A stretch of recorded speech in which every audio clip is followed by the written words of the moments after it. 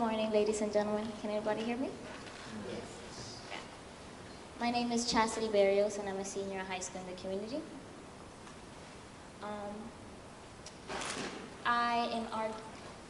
This topic revolves around whether or not we should have stricter gun laws nationally and locally.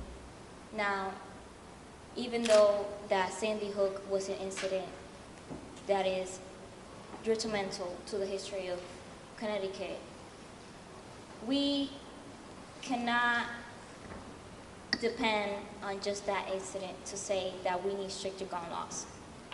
I would like to start off by citing two very important documents that aided the foundation of the United States of America, and that is the Declaration of Independence and the Bill of Rights. Now, I'm gonna quickly read a small portion of the Declaration of Independence, which states, "To secure these unalienable rights of life, liberty, and the pursuit of happiness, governments are instituted among men, deriving their just powers from the consent of the government, that whenever any form of government becomes destructive of these ends, it is the right of the people to alter it or to abolish it, and to institute new government, laying its foundation on such principles and organizations, its powers in such forms, as to them shall not seem most likely to affect their safety and happiness." Now, let's remember why this document was written in the first place. We as citizens believe we have certain rights, certain requirement rights that we were not getting from England. Now, we decided to leave England, and now I go on to the Bill of Rights, which are written laws that tell us what these rights of ours that we have. And that goes on to the Second Amendment, which states, "The right of the people to keep and bear arms shall not be infringed." Now,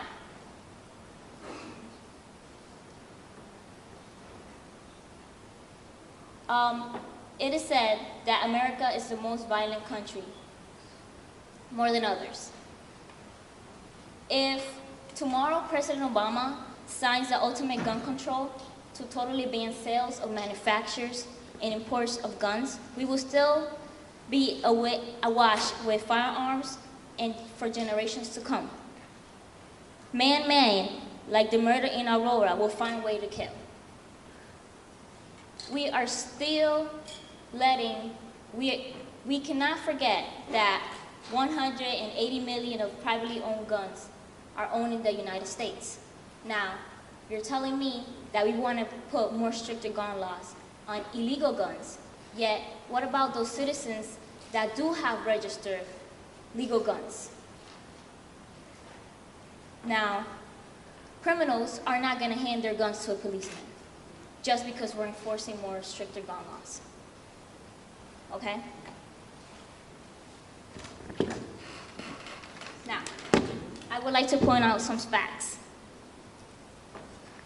Diabetes is 69,071% to 100,000 gun-related deaths. 100,000, 78 per 100,000. Now, what does that mean? More people die of diabetes than gun-related death. For every 100,000 crimes, 4 are murders in city, in Connecticut, versus nationally are 5. For every 100,000 crimes, 103 are robberies in Connecticut versus 270 nationally. What does this all mean? The stricter gun laws are not as effective as we think. That we need to focus more on how to handle the tool versus what laws we put towards it.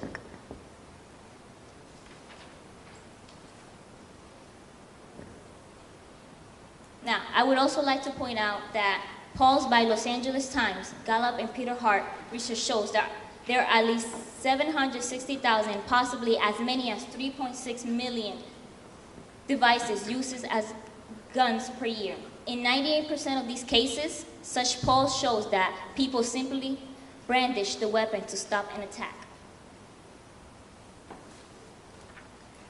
Less likely to pass are bans on assault weapons and highly capacity ammunition clips, two of the main proposals to emerge from Vice President Joe Biden, who violence task force by Obama after the Newtown shooting.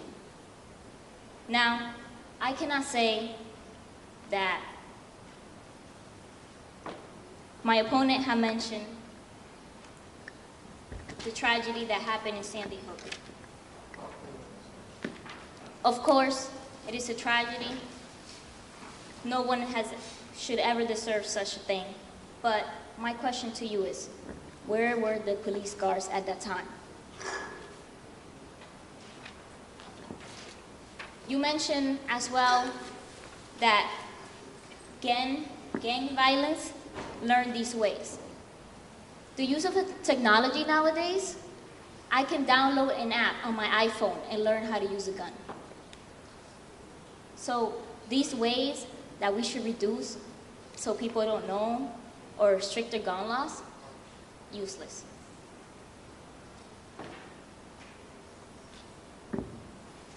Thank you.